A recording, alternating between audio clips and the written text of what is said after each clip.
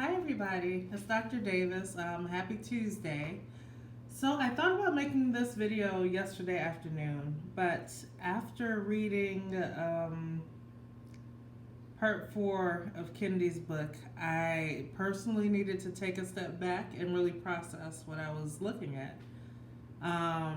The lecture or the PowerPoint lecture is up, so I hope that you've seen that so far, which would have led you to this because I noted there that I would elaborate on certain points about cultural persuasion here in the video.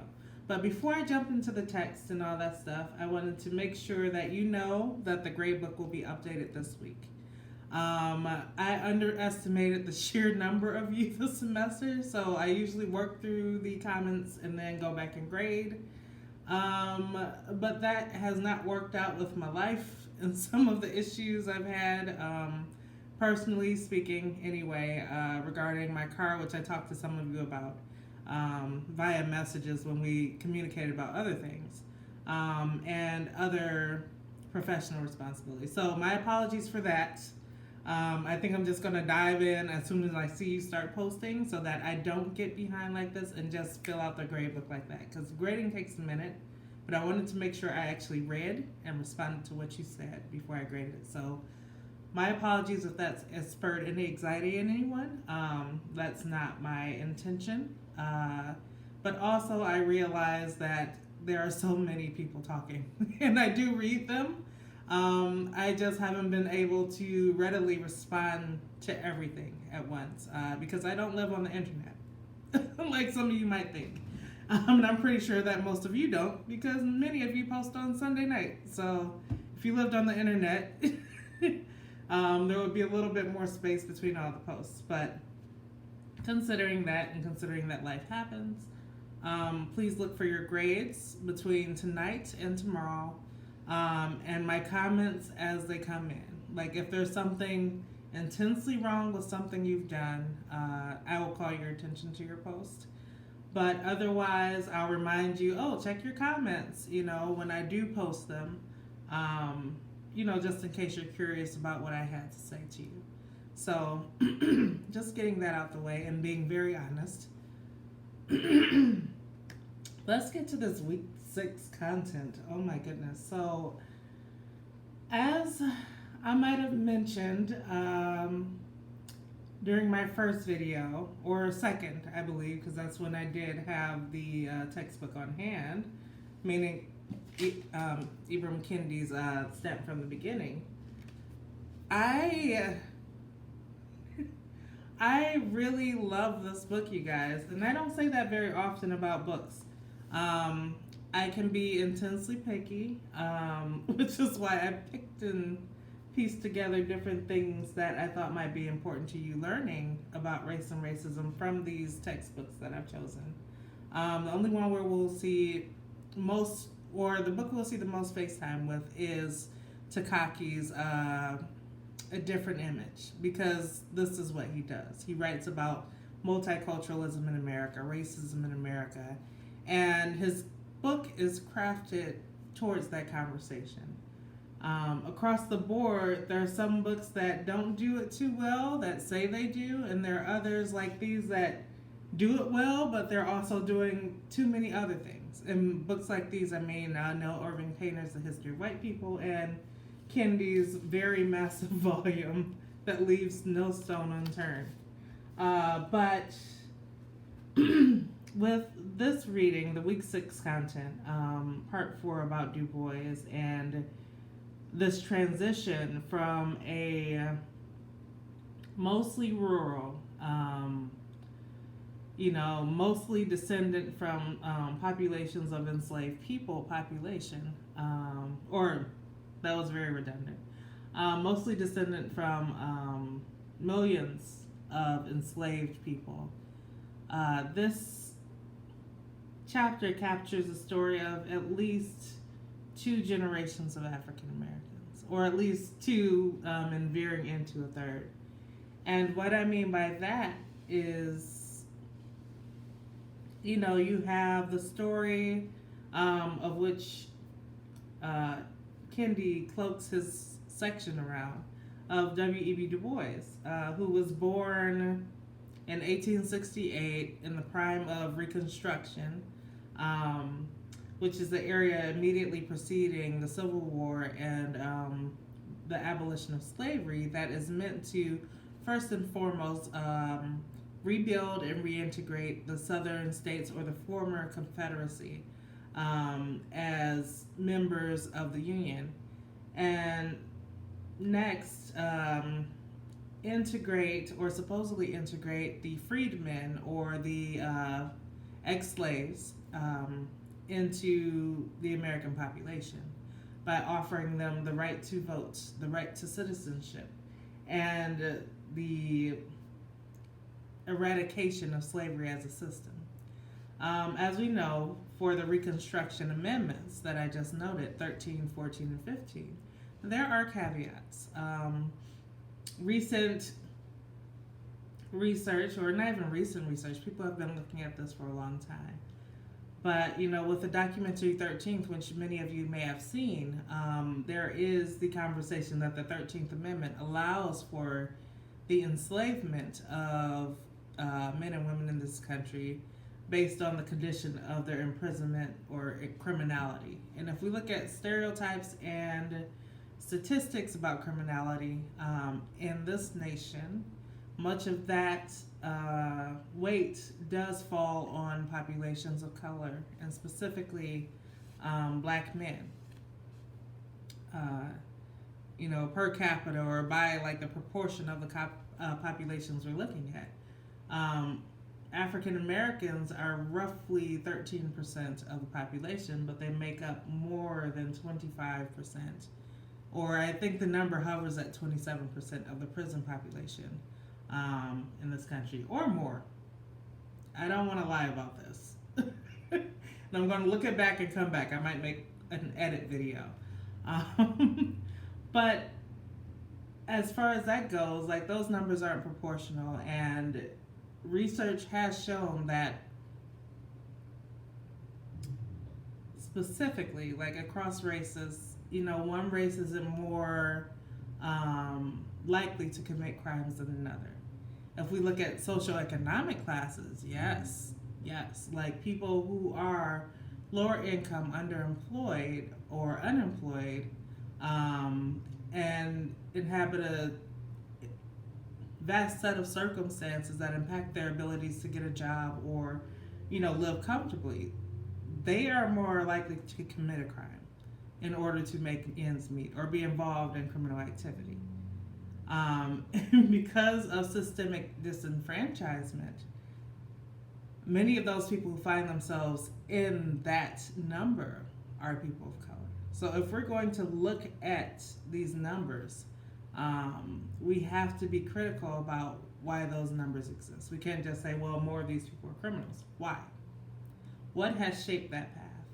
And this conversation quite brilliantly comes up in Kendi as he's talking about research at the turn of the century when we're looking at America trying to build itself anew, like going back to this idea of beginnings. In our case study of anti-Black racism and, what actions against or even actions endorsing that have looked like through this textbook. And in one section, he is talking or writing about statistics from the late 1800s, so right at the turn of the 20th century, so roughly like 1897 or so, where African Americans are being evaluated based on criminality, because of their skin color, because of this thing or that thing about their physiological presentation. And this just kind of irked me as I wrote in the PowerPoint for this week, because I just watched When They See Us. Just finished watching it this weekend. And, needless to say, I was very upset.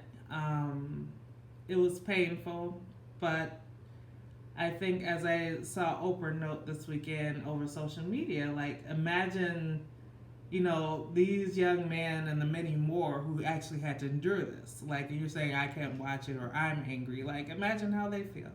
So I had to get off of that horse for a minute. I was like, yeah, she's right. So I'm not as angry, but it's still infuriating to see that that could happen in this nation, where by any account we are free people. We do have choices. We do have many privileges that people all over the world don't have. But in the same vein, what? Like just living with that duality and of being privileged and recognizing one's own privilege as a citizen of this country, of this society, but also knowing that the extent to which you can experience those privileges can be challenged based on who you are, where you're from, what you look like. That is infuriating. It continues to be infuriating. I've been studying this for almost 20 years, which sounds crazy to me. Oh my God. I can't believe I'm that old. But one thing that I wanted to look at with you briefly, I'm at 11 minutes already, is the idea of Du Bois, being kind of a brilliant figure to build this narrative around. Because this is literally the start of the civil rights movement. The civil rights movement doesn't begin with the Brown versus Board decision in 1954. Nor does it necessarily begin with the desegregation of the military in 1948, which is a watershed moment for the modern interpretation of the civil rights movement with Dr. King and all them, we shall overcome, whatever. But Reconstruction presents a number of opportunities in the 1860s and 70s for Black Southerners and Black Northerners to express their political ambitions, their political voices, and to begin organizing. Of course, this period is very short-lived. You have the rise of the Ku Klux Klan. You have the pushback of politicians on all sides, all male. There are no women in this conversation. Even though women are considered to have some authority over their men's votes from home, from their domestic sphere. That's a story for a different day. Speaking of which, if you want to learn more about gender racism and Black women's activism and work against classism and sexism and all that stuff in society, all the isms, the best book I can recommend is this one, especially since I feel like Kendi does a great job bringing in some of the ways that Black women were slighted, but he does not go into detail about some of the work that they did. Like, Anna Julia Cooper should not be a passing character. Ida B. Wells comes up more than any of them, but she should have her own sections, much like Du Bois, but I get it, and he's got Angela in there, so sure. But in any case, if you want to learn about some of the women specifically that these authors are mentioning, or that this author is mentioning, or that Henry Louis Gates Jr. talks about in the film that you watched this week, When and Where I Enter. And Paula Jennings is actually in the documentary too, when they are talking about Ida B. Wells Barnett. So, yay. All right, so that was a commercial. But in any case, Du Bois as a figure is interesting because we see this transition between him becoming an assimilationist thinker as someone who grew up in New England, which I may have noted before, I'm sure I did. It's an interesting space to grow up as a young person of color. Still is, probably was back in the 1860s. It is, or I will say this from talking to some of my friends who grew up here, it can be very isolating. You can feel that your proximity, for those who subscribe to racial ideas and beliefs and cultural markers as, central parts of their identities, you can feel detached from, quote unquote Black culture because there aren't really many Black enclaves in Western Massachusetts where Du Bois is from. I don't think they ever have been. Like, there's a little pocket in Springfield, but it's not a big pocket, especially for a girl from Detroit. I'm like, what is this? Is this it? But, beyond that, there is this detachment. And so to trace that, and see his history as a young man growing up in this space and going to college, through the kindness of some of his well to do church members who are more than often white, according to Du Bois's own writing, and very patronizing in this assimilationist sense that, like, oh, well, you can't go to Harvard because they're not going to let you, so we're going to give you an award to go to an HBCU, Fisk University. That turns out to be the best thing to happen to Du Bois, and shaping or beginning to shape his philosophies about social change.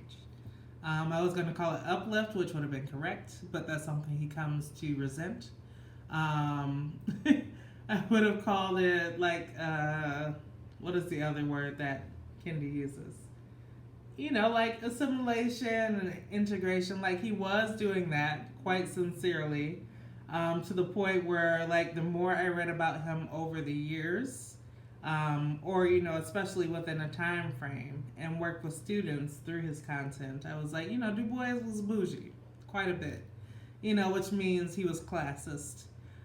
He didn't always have the best gauge on what Black Americans are feeling.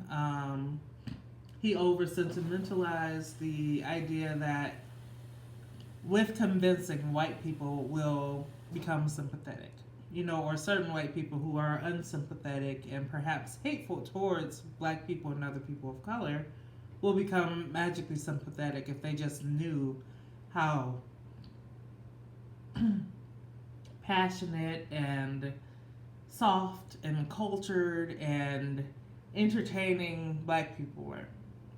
That has never worked. It's interesting that this conversation comes up. I'll come back to this, but this book has also caused me to do some soul searching on the ways that I approach my social change work. As a scholar, I will say former activist of sorts, because I haven't done much lately. But yeah, it's interesting. But in any case, I appreciate how Du Bois is allowed to grow through this section. This section is more than 100 pages, so do pace yourselves. And remember that there is no discussion post due next week, but your midterm is due next week. So hopefully that gives you a little bit of breathing room. I haven't done a page count of the Angela Davis section, which I'm starting tonight. But I'm thinking that'll go a little faster if you have time and if you have interest in the topic. Because I know I went through this topic or this chapter fast because these are things that I studied. I don't speak a lot about my own research in this class, but when I graduated from Wayne State, I was studying Du Bois in the Harlem Renaissance. I was critical of Du Bois's voice as he was, like speaking down on people like Langston Hughes and Zora Neale Hurston about their views on, this is crazy, their views on like art's purpose, who art should be for, what the purpose of art was, especially as created by Black artists or for Black audiences, if they chose to create for Black audiences. And I said that Du Bois was kind of, maybe like he's a bit elitist. He was out of his, he was just kind of talking out of turn. He'd written Souls of Black Folk. He'd done like work through the NAACP. He'd done all of his social uplift stuff. And here comes these young people in the mid 1920s and late 1920s saying like, there's nothing wrong with the stories of Black people as they are. Like, we are beautiful and we are ugly too, as Langston Hughes says. And I was like, I feel that, like in my undergraduate writing way. I feel that. And here's where I think Du Bois went wrong on trying to tell them what to write. And so, in some forms, like this section, at least that first portion of it, validates these ideas that I had way back in my teens, which is interesting because I didn't think those were invalid. Somebody read that and it's like, oh, you have a little potential. I'm like, oh, that's not a compliment, but okay. But also, there's power in being willing to have your heroes, Du Bois is a hero online, being willing to have them undone, being willing to undo them. And that was the biggest challenge of reading section 4 of Kendi's book, is that a lot of these people I put on pedestals in my academic understanding and in my, like, yeah, I really like this activist person. We're like taken down a notch. Like literally every single one of them. And it was important to me that they were, because it reminds me to be critical. It reminds me that no one's perfect. And I think that in the sense, his categorizing different forms of racism, from segregationist, assimilationist, and anti-racist, and like the blurred lines between those, reminds us that there is room for growth and that we should be open to the blurred lines. Segregationists are segregationists. Like, that is just the common foe. And that's what we are, those of us who care about racism or race are working against. And like those who have done the work in the past have been working against. And so, in short, I just wanted to throw that out there to say I've been learning so much. And I thought that, it was interesting that he found those moments where Du Bois himself tread that line of, okay, like this is assimilationist, but it's still endorsing a bit of racism. And also, like, this is assimilationist, but I see you going towards anti-racism, where Du Bois ultimately ends up when he denounces or renounces his U.S. citizenship, becomes a citizen of Ghana, and, completes his life's work and his life there in 1963 on the eve of the March on Washington. His life is entirely poetic. Like, you can't make up his timeline. Not his book-ended Reconstruction birth to his March on Washington death, nor his 70 years of service to the cause of attaining full Black freedom. So I'm grateful for that. That was a long way to say that, but thank you for bearing with me. All right, so one point that I did make in the PowerPoint was about Birth of a Nation. This idea of cultural persuasion. And what happens with Birth of a Nation in 1914, which is interpreted from the novel The Klansman, which was written in the late 1800s to celebrate the founding of the Ku Klux Klan and revise this kind of malicious narrative surrounding the Reconstruction, or not Reconstruction South, but the Confederate South, which means like all of these lies tied together and bounded for you. Birth of a Nation is this portrait of the horrors of Reconstruction, from Black men chasing and attempting to rape innocent little white girls to Black congressmen and senators, corrupting the halls of the federal government by eating chicken and throwing the bones on the floor and eating watermelon and bringing their livestock in. It's just kind of this grotesque portrait of what post-Civil War America was like and why it was important to create such a organization as the Ku Klux Klan. This is a love story to the Ku Klux Klan, basically. And so when this premieres in 1915, the NAACP is up in arms, like various women's organizations are up in arms, or Black women's organizations. White ones remain mum. And they're collaborating in their efforts to suppress this. But meanwhile, they're showing it at the White House. Woodrow Wilson is like, oh, this is excellent. This is like history enlightening. And I think that's in every book I've ever read that covers this period. Because I think most scholars just can't believe he said that. But I can, in hindsight. But Birth of a Nation presents this kind of dual opportunity. It inspires, first of all, and negatively, many white scholars to be like, yes, this is how we must rewrite the history of race relations in the South and politics in the South. We have to privilege the voice of the segregationists. And so that presents an outturn of all types of nonsense, but in a different vein. And perhaps this endorses like my lingering or remaining. I don't shy away from it. Some of my own ideas of assimilationist views, but it presents this opportunity for African Americans to reclaim their control of those narratives, like to revise their images. I appreciate when hearing Louis Gates Jr. Talks about the harm done by blackface images, but also how they inspired an entire film movement, an entire theater movement.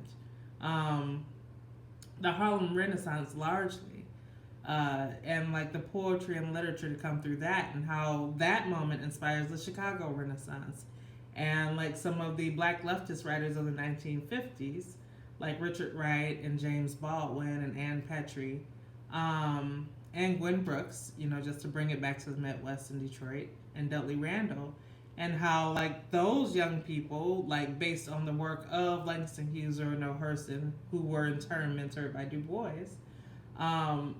present this opportunity for the Black Arts Movement, which is completely anti-racist. Sometimes I get it wrong, and this is the area that I look at now. They sometimes flip that into like, our, pro-blackness is anti-white, so we're just going to go full there with it. I'm like, oh no, this is why. Was this even written? But more so, the work is anti-racist at heart. And so, like, these things have to start somewhere in order to get to where they meant to be in the first place. Much like Du Bois over his 92 years. So, I just thought that looking at how this film, this devastating film, begins a number of opportunities for Black people, for people who care about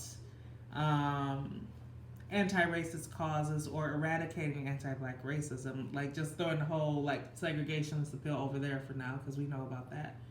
How Birth of a Nation spearheads this entire canon of African American poetry and protest and just art writ large is powerful.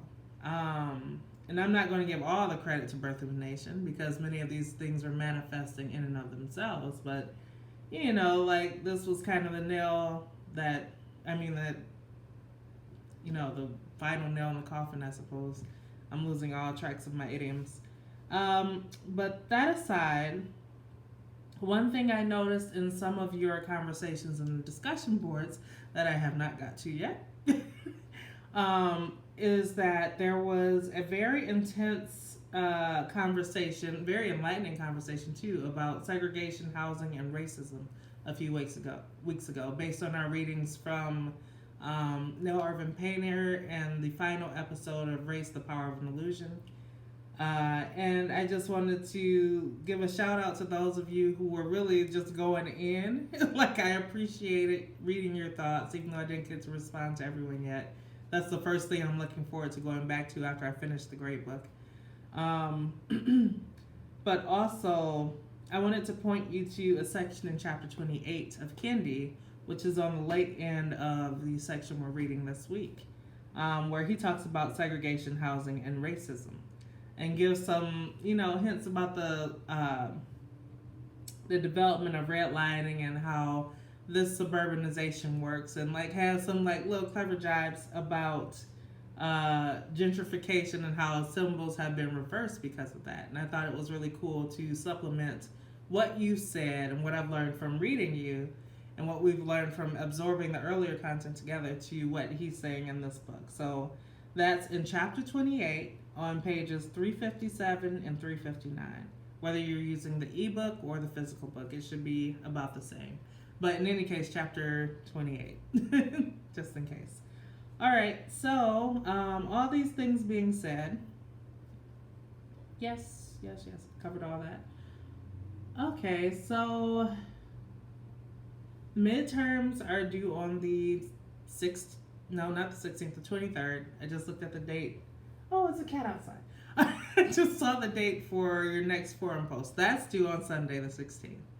That next Sunday, there won't be a discussion post due, but there will be the midterm on June 23rd. So please work on that. If you have any questions, contact me. Um, for those of you who do better with audiobooks, to my knowledge, Audacity offers, or Audible, not Audacity, that's recording software. Audible offers free trials if you've never used it. Like, there might be something available free through your student accounts, or even if you have Amazon Prime. But there are audiobooks available for each of these texts for the midterm. So if you would like to listen to Between the World and Me by Ta-Nehisi Coates instead of reading it, I know for certain that it's an audiobook. There's actually video on YouTube of him recording it. Not the full video, but it exists because this book was wildly popular when it was published. Also, like Claudia Rankine's Citizen is also available as an audiobook. So again, if that's something that helps you process or consume the book quicker, that is an option. You're not relegated to, simply sitting with